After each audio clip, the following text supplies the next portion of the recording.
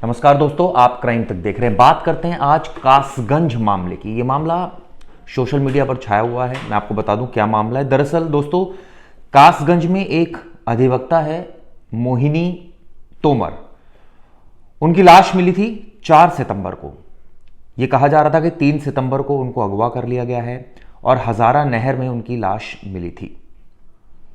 3 सितंबर को जब वो कोर्ट के गेट से गायब हो गई थी, यानी जो कासगंज जिला न्यायालय है उसके गेट से गायब हो गई थी। इसको लेकर पुलिस ने मुकदमा भी दर्ज किया, जांच शुरू हुई, डेड बॉडी मिली और उनके पति ने और पुलिस को भी शुरुआत में लग रहा था कि डेड बॉडी मोहिनी की है और इसी बेस पर आगे मामला चलता रहा। लेकिन इस मामले में अब एक नया ट्विस्ट आ गया है। दरअसल जो इनके पति हैं ब्रजेश, उनका कहना है कि ये डेड बॉडी उनकी वाइफ की नहीं है, यानी मोहिनी की नहीं है। तो सवाल उठता है कि डेड बॉडी है किसकी जब उनकी वाइफ की नहीं है। तो दरअसल अब इसका डीएनए हो रहा है और जो मोहिनी की मदर है उनका डीएनए लिया गया है ताकि इस मामले में आगे प्रोसीड किया जा सके कि क्या वाकई ये जो शव मिला है ये किसका है। अब ये सवाल उठने लगा है कि ये शव आखिर था किसका। पूरा आपको मामला बता दूं, क्यों मारा गया था मोहिनी को और इसके पीछे क्या वजह थी बताता हूं। मोहिनी 3 सितंबर को गायब हुई थी। 4 को एक लाश मिलती है पुलिस को। जब लाश की शिनाख्त हुई, अब किस आधार पर शुरुआत में पुलिस ने कहा कि लेडी की डेड बॉडी और ये मोहिनी की डेड बॉडी, ये एक अपने आप में सवाल है। इसके बाद जब इन्वेस्टिगेशन हुई तो उनके जो पति थे ब्रजेश, उन्होंने आरोप लगाया कि इसमें कुछ वकीलों का हाथ हो सकता है, कुछ और लोगों का हाथ हो सकता है। क्यों हो सकता है मैं आपको बताता हूं। एक तो 6 साल पहले कोई चंदन गुप्ता मामला हुआ था, उससे इस मामले को जोड़कर देखा गया।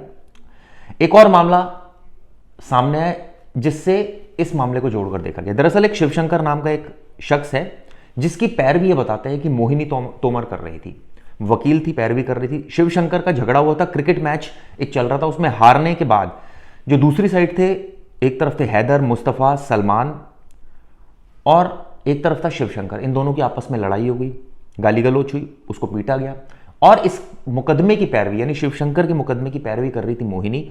और यह आरोप लगाया जा रहा है कि दूसरी पार्टी के लोगों ने, चूंकि जो हैदर था, मुस्तफ़ा था, सलमान था, इनके पिता भी वकील हैं, इन्होंने मिलकर मार दिया। क्या कोई इतनी सी बात पर मार सकता है? बेल का भी विरोध कर रही थी वो, इस तरह की बात सामने आ रही है। खैर, ये जांच की भी बात है। ये बताते हैं कि मोहिनी को धमकियां मिल रही थी और उसका अपहरण करके इस हत्या को अंजाम दिया गया, इस तरह की बात पुलिस कह रही है। हालांकि अभी बहुत सारे सबूत इसमें आने बाकी है, जिसके बाद बहुत सारी चीजें साफ होगी। हालांकि उनके पति का एक बयान सामने आया जिसमें उन्होंने कहा है कि वो काफी परेशान थी। जब उन्होंने पूछा, ब्रजेश ने, यानी कि जो उनकी पत्नी है, उनसे पूछा कि आप क्यों परेशान हो, तो उसने बताया कि मुस्तफ़ा कामिल के बेटों की जमानत का उसने विरोध किया था और इस वजह से उसको धमकियां मिल रही थी। मुस्तफ़ा कामिल जो है, ये इनके पिता हैं, जो 3 आरोपी हैं, हैदर, मुस्तफ़ा और सलमान, यानी कि ये चारों ने मिलकर इस घटना को अंजाम दिया, इस तरह के आरोप लग रहे हैं। इसके अलावा एक और मामला भी, जैसे मैंने शुरुआत में आपको कहा था कि जोड़कर देखा जा रहा है इसको चंदन मामले से। वो मामला क्या है वो आपको बताता हूं। मुनव्वर रफी नाम का नाम भी मृतका के पति द्वारा एफआईआर में लिखवाया गया। अब ये कौन है? रफी का नाम चंदन गुप्ता केस में सामने आया था।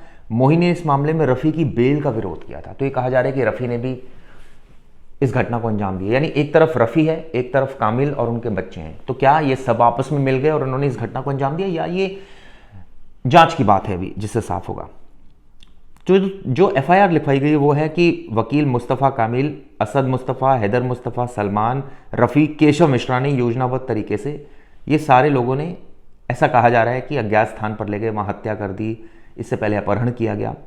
इसको लेकर ऑब्वियसली जगह जगह प्रदर्शन भी हो रहे हैं। लेकिन सबसे बड़ी सवाल यह है, जब ये घटना सामने आई थी तब पुलिस का यह कहना था कि पुराने मामलों में एक अधिवक्ता के बेटे और उसके सहयोगी की जमानत का विरोध कर रही थी। शायद ये एक वजह हो सकती है, लेकिन जैसे कि मैंने आपको बताया कि वजह कुछ और, एक और केस से भी जुड़ रही है।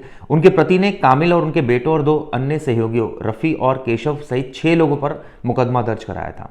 हालांकि इसमें पुलिस ने आरोपियों को अरेस्ट भी किया है, लेकिन सवाल यही उठता है कि आखिर मर्डर किसने किया है और इसके पीछे क्या वाकई यही लोग शामिल हैं या कोई और लोग शामिल हैं। इस मामले में सबसे बड़ा ट्विस्ट जो आया वो ये आया कि जो डेड बॉडी मिली थी, अब ये कहा जा रहा है कि क्या वो डेड बॉडी मोहिनी की थी, क्योंकि जो पोस्टमार्टम रिपोर्ट आई उससे साफ हुआ है कि 2-3 दिन पुराना ये शव था। तो ये भी कई सवाल उठ रहे हैं। और डीएनए कराया गया है, डीएनए से और बहुत सारी स्थिति साफ होगी कि ये मोहिनी का ही शव था। दरअसल डीएनए के जो सैंपल्स हैं, जो शव के सैंपल लिए जाएंगे और साथ में जो उनकी मदर के सैंपल लिए जाएंगे, उससे मिलान की कोशिश की जाएगी। अगर मिलान होता है तो ये साफ हो जाएगा कि उन्हीं की बेटी है, अदरवाइज नहीं है। तो इसको लेकर अब एक तरह से कासगंज में जो वकील का मर्डर हुआ है, इसको लेकर तमाम तरीके की बातें की जा रही हैं। शुरुआत में तो पुलिस को ऐसा लग रहा था कि मामला ओपन एंड शट केस है, लेकिन अब डाउट रेस किया है खुद ब्रिजेश ने, यानी कि मोहिनी के पति ने। लेकिन सवाल ये उठता है कि डाउट क्यों रेस किया गया है? क्या वो अपनी पत्नी को पहचानते नहीं है? क्या शव इतनी शक विशक्त हालत में था कि उसको पहचानना मुश्किल हो रहा था? ऑब्वियसली कपड़ों से, और जो कई बार ऐसा होता है कि बॉडी पे कुछ मार्क्स होते हैं जिनसे पहचाना जा सकता है, हुलिये से भी पहचाना जाता है कई बार और बहुत तरीके हैं पहचानने के। लेकिन अब पुलिस को इसमें डीएनए की ज़रूरत पड़ गई, क्योंकि ऑब्वियसली सस्पिशियस रेज हो गया कि भाई ये तो डेड बॉडी पुरानी है, तो ऐसे में क्या मर्डर पहले किया गया था? और अगर पहले किया गया था तो ये तो एफआईआर में लिखवाया गया 3 तारीख को उसका अपहरण हुआ, 4 को उसका डेड बॉडी मिली है। तो फिर ये क्यों इतना गैप आ रहा है? क्या पोस्टमार्टम की रिपोर्ट में भी कुछ गड़बड़ हो सकती है? क्योंकि अगर 2-3 दिन पुराना लग रहा है तो ऐसा क्यों कहा जा रहा है, जबकि शव 1 दिन पुराना भी उससे पहले ही पुलिस ने रिकवर कर लिया? तो ऐसी तमाम बातें जो अभी जांच के दायरे में, और स्थिति जो है वो जब जांच पूरी हो जाएगी तभी पता चलेगी। इसके बीच जो 2 केसेस से मैंने आपको बताया, केस जुड़ रहा है। एक तो शिवशंकर वाले मामले से, जिसमें दूसरी तरफ वकील और उनके बच्चे थे, क्रिकेट मैच हो रहा था, हैदर, मुस्तफ़ा, सलमान, कामिल। और एक मामले से जुड़ रहा है चंदन गुप्ता मामले से, जिसमें रफ़ी की बेल का विरोध किया जा रहा था। रफ़ी आरोपी था उस केस में, क्योंकि रफ़ी जो था, ये बता रहे हैं कि वो भी आरोपी था, उसकी बेल का विरोध किया जा रहा था मोहिनी के द्वारा। तो ये भी एक वजह हो सकती है। लेकिन सवाल ये उठता है कि सब एक साथ कैसे मिल गए? यानी वकील मुस्तफ़ा, कामिल, असद मुस्तफ़ा, हैदर मुस्तफ़ा, सलमान, मुनाजिर रफ़ी, केशव मिश्रा, ये सब एक साथ कैसे मिल गए? उन्होंने मर्डर को कैसे अंजाम दे दिया? अभी ये जो परत है, इसका खुलना अभी बाकी है। तो अभी भी बहुत सारे ऐसे प्रश्न हैं जो इस पूरे मामले में ये कहा जाए कि अभी स्पष्ट नहीं है, और जब तक स्पष्ट नहीं है कुछ नहीं कहा जा सकता। बहरहाल इस खबर पर हमारी नज़र रहेगी। ये वीडियो दोस्तों कैसी लगी?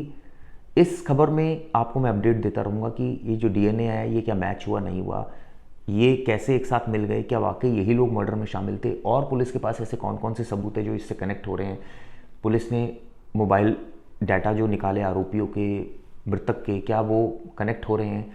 क्या परिस्थितियाँ चीख कर कुछ बयां कर रही हैं? ऐसी तमाम चीज़ें जो मैं अगली वीडियो में आपको ज़रूर बताऊँगा। ये वीडियो किस लगी ज़रूर बताइएगा। धन्यवाद।